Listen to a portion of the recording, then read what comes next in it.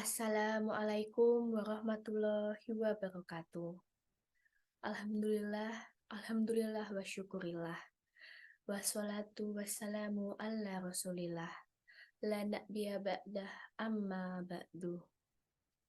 Puji syukur kita sanjungkan kehadirat Allah Subhanahu wa Ta'ala, karena dengan limpahan dan karunia-Nya kita masih diberikan nikmat sehat dan panjang umur.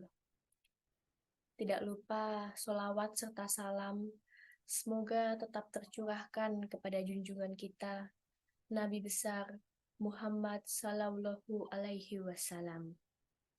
Karena beliau menyiarkan agama yang hak, yakni agama Islam, agama yang diridhoi oleh Allah Subhanahu wa Ta'ala.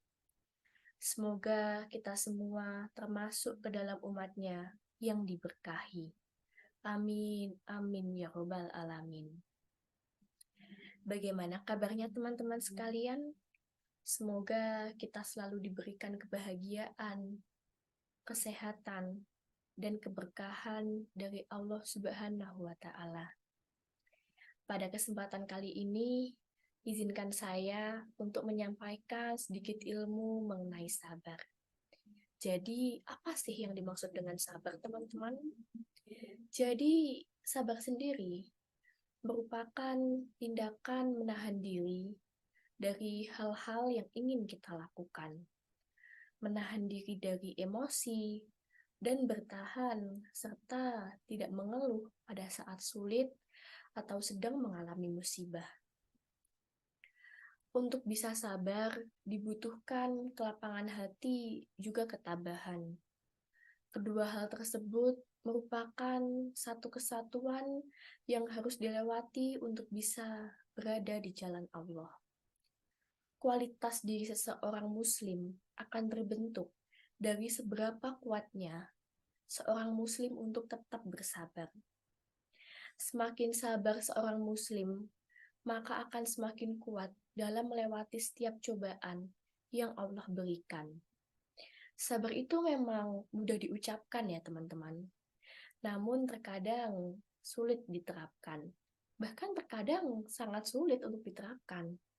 Padahal sabar merupakan salah satu sifat mulia yang harus dimiliki oleh seorang muslim. Allah Subhanahu wa Ta'ala pun sangat mencintai hamba-hambanya yang bersabar dalam menjalankan ketaatannya, baik dalam beribadah maupun menjaga diri dari perbuatan maksiat. Dalam pandangan Islam, sabar dibagi menjadi 3.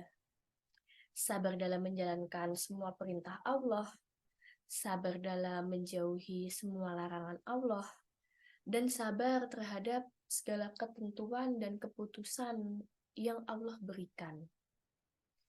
Teman-teman sekalian, dalam menjalani kehidupan ini tentunya banyak sekali peristiwa yang kita alami.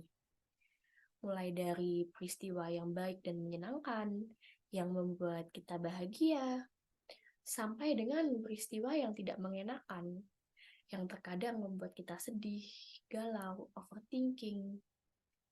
Bagaimanapun juga, peristiwa tersebut tidak bisa kita pilih dan harus kita jalani.